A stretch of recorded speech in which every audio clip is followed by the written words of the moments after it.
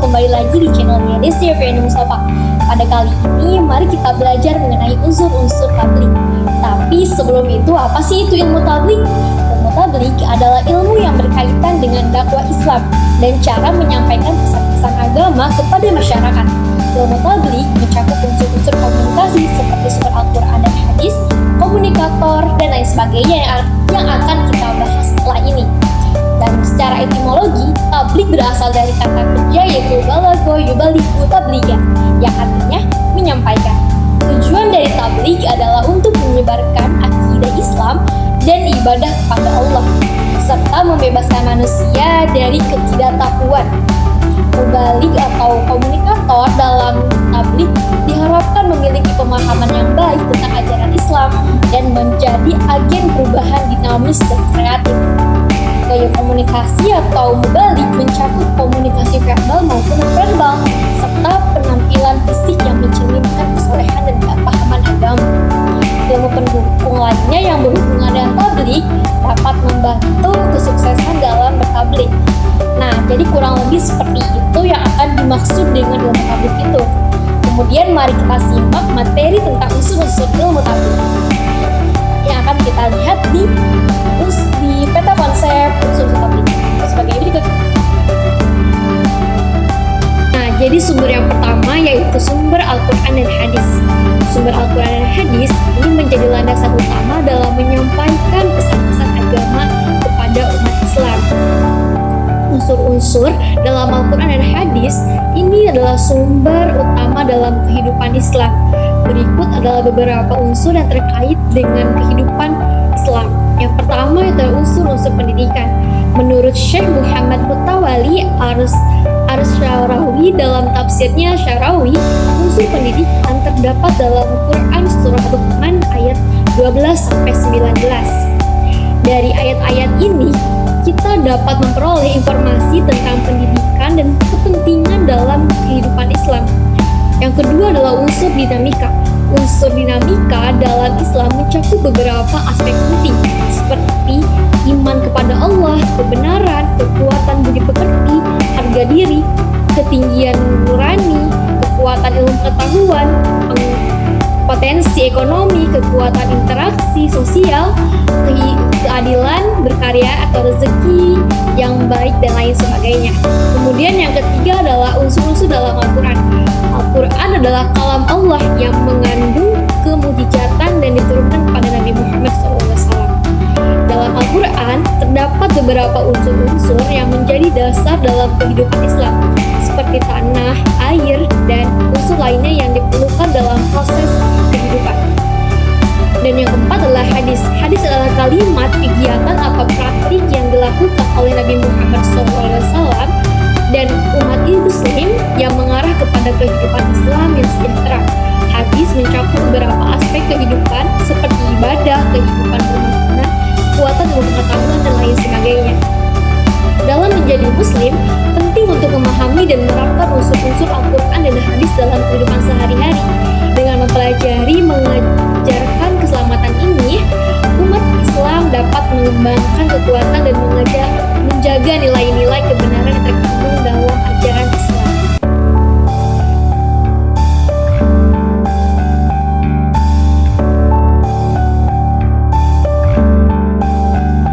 Nah, dan yang kedua yaitu adalah komunikator atau mubaligh, yaitu orang yang bertugas menyampaikan pesan-pesan kepada umat Islam, khususnya kepada laki-laki dan umumnya kepada perempuan.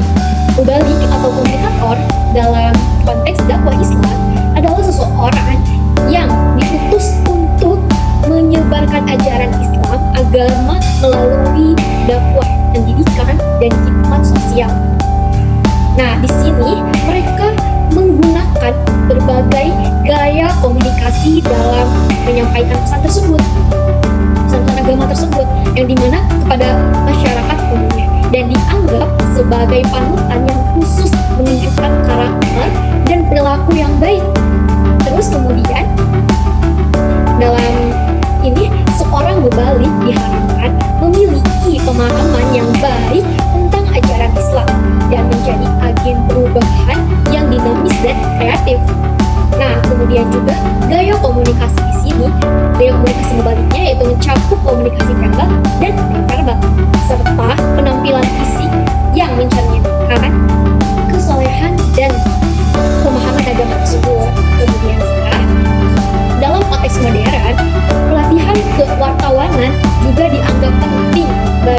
Mubalik agar dapat mengumpulkan dan menyampaikan pesan-pesan atau informasi melalui media massa dengan tepat dan cepat. Seperti itu.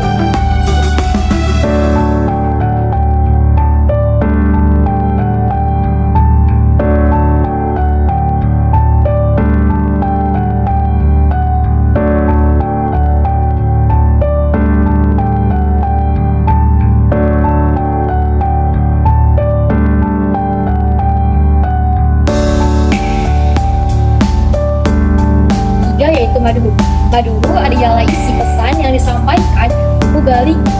Isi pesan ini berupa ajaran-ajaran Islam yang berasal dari Al-Quran dan Hadis. Tetapi Madu sendiri memiliki arti atau kata dalam bahasa Arab yaitu dibuat-buat atau palsu. Dalam konteks tafsir Madu atau tafsir tematik adalah tafsir berdasarkan tema atau topik tertentu. Sedangkan dalam konteks hadis Madu adalah hadis yang palsu yang tidak bersumber dari Nabi Muhammad SAW. Pesan dan dalam dakwah harus disampaikan dengan etika dan bahasa yang baik. Mubalik harus memiliki karakteristik seperti berperilaku baik, memiliki pribadi yang positif, dan mampu menjelaskan serta mengetahui seputar retorika. Para mubalik justru perlu memiliki rasa percaya diri dan semangat agar apa yang disampaikan dapat diterima tanpa disaring. Maksudnya itu tidak disampaikan dengan diterima dan harus disaring. Mubalik memiliki penting dalam dakwah seperti perkataan kelebihan bangsa. Hadis itu adalah hadis palsu yang dibuat-buat dan tidak disebarkan kepada Muhammad.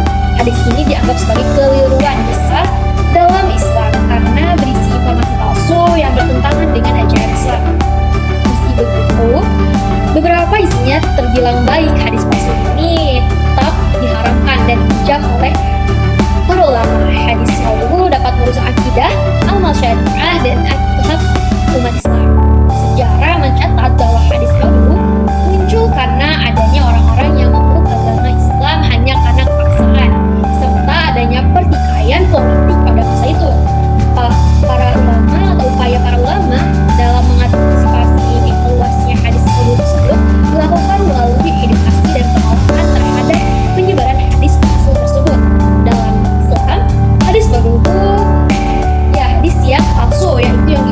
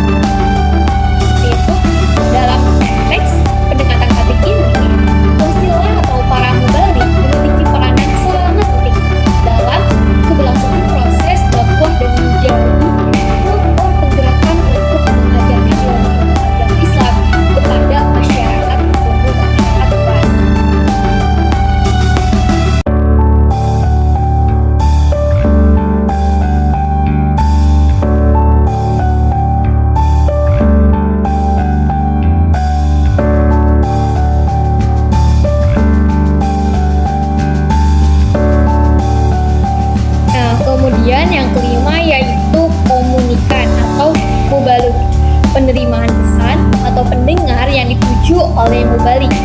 Mubalugh dapat berupa individu atau kelompok atau orang yang akan menjadi objek penyampaian oleh mubalighilitas. Mubalik adalah sebutan bagi orang-orang yang menyampaikan ilmu agama kepada orang lain.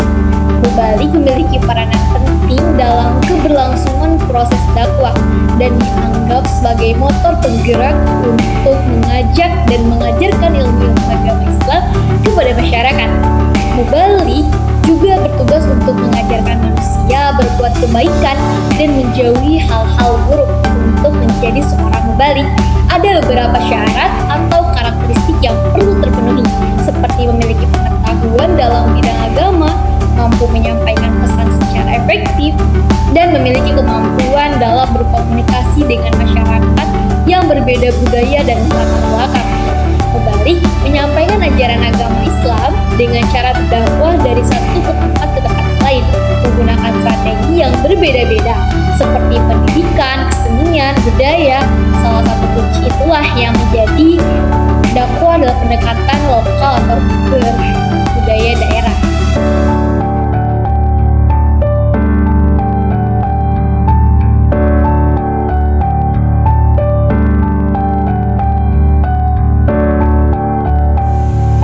Kemudian yang terakhir, sebagai unsur-unsur yang keenam, yaitu ada pengaruh dan tujuan. Pengaruh dan tujuan ini berupa sikap atau tingkah laku yang sesuai dengan visi dan misi dan harapan pesan yang disampaikan, dan terwujudnya amal soleh dan efek atau dampak yang akan ditimbulkan setelah pesan yang disampaikan kepada masyarakat berpengaruh. Yang akan diharapkan adalah tabligh atau peningkatan pemahaman agama dan keimanan umat Islam. Nah, di sini tujuan mubalik atau pendekatan mubalik atau pendakwah dalam Islam adalah untuk menyebarluaskan ajaran Islam atau ajaran agama Islam dan meningkatkan keberadaan masyarakat dalam kehidupan sehari-hari. Berikut ini adalah beberapa contoh atau beberapa pengaruh yang ditimbulkan oleh tujuan dari mubalik itu sendiri. Yang pertama adalah mengajarkan dan menyampaikan ajaran Islam kepada masyarakat luas dan umum seperti akidah, syariah, dan akhlak.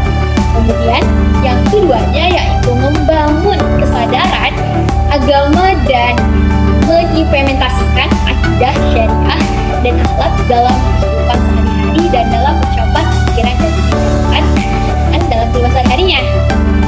Kemudian yang ketiganya yaitu menjadi motor penggerak dalam penyebaran ajaran agama Islam dan meningkatkan keberadaan masyarakat luas dan masyarakat umum dalam kehidupan sehari-hari. Nah, kemudian yang keempatnya yaitu mengajarkan manusia berbuat kebaikan dan menjauhi dari hal-hal yang buruk atau terlarang. Nah, kemudian yang kelimanya yaitu menyebarkan kebudayaan Islam ke berbagai daerah maupun wilayah untuk mengantisipasi kekhawatiran budaya yang tidak sejalan dengan ajaran agama Islam.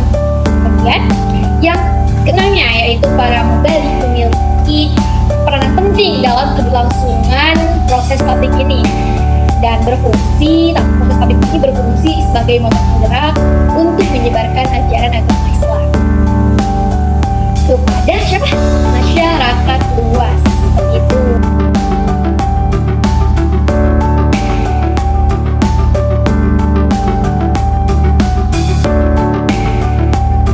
Kesimpulannya, jadi apa sih kesimpulan dari unsur-unsur kebudayaan unsur-unsur ilmu tabligh?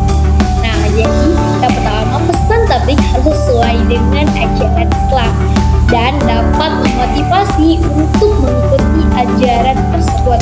Media dan metode yang digunakan haruslah sesuai dengan perkembangan zaman dan lingkungan yang dituju. Subjek dari tabligh itu memiliki pengetahuan yang cukup tentang ajaran Islam dan mampu menyampaikan pesan dan dengan baik. Objek tablighnya adalah masyarakat yang menjadi sasaran dakwah dan haruslah diberi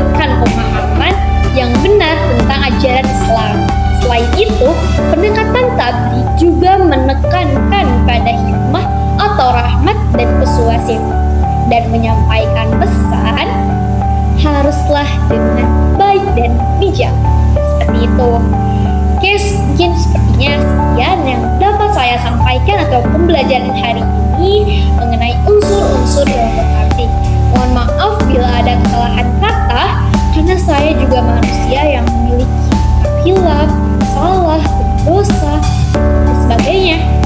Dan perlu diingat, saya pun masih belajar, dan bila ada kesalahan kata atau salah dalam penyampaian, mohon dimaafkan dan dimohon untuk diberikan kelurusan jalan yang benar. Seperti itu. Wassalamualaikum warahmatullahi wabarakatuh. Bye bye, see you next time, and jangan lupa subscribe and like dan